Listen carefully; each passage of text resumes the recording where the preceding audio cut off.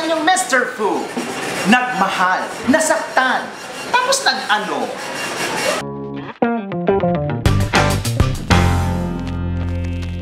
Nagmahal, nasaktan, tapos nag-ano?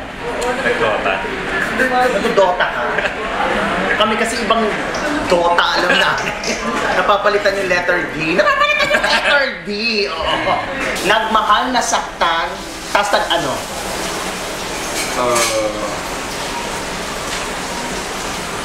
Mag-gym na lang siguro. Mag-gym. Ilang beses ka mag-gym sa isang linggo? Actually, hindi ako nag-gym eh. Never pa. Pero, Mag-gym na. mag-gym na isa isa. Pero dati nung nasaktan ka, anong ginawa mo? Maliban sa... Ano? Maliban Maliban, sa- madinig ko. Iba, nabibingi. Oh, go. Oh. Ano lang po, sama lang sa mga friends, barkada. Tapos, gagala para Tapos, pero ngayon ang feeling mo dapat mag-gym na lang. mag-gym na lang para... May gym membership ka na ba? Wala pa. Gym membership, ate. Gym membership. O, tama-tama nito. Buy one, take one sa gym ngayon. Buy one, take one! Okay. Nagmahal, nasaktan, tapos nag-ano? Nagmahal ulit. Ay, huwag kasi ito. Parang keps ka na masaktan.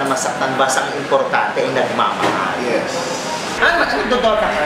Gano'ng katagal ka nagdota pagkatapos masaktan? Nagmahal, masaktan, at nagdota.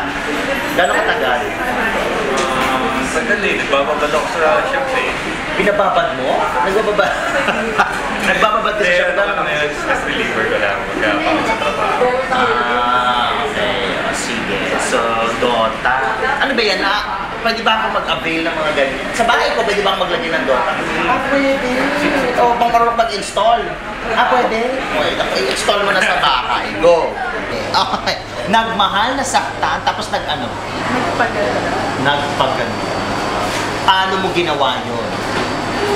Improve yourself. Parang makeup or what. Anything na mag-boost ng confidence.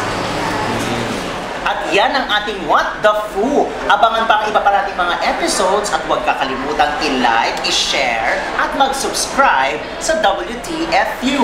Ito ang inyong Mr. Fu. Mag! Ganon!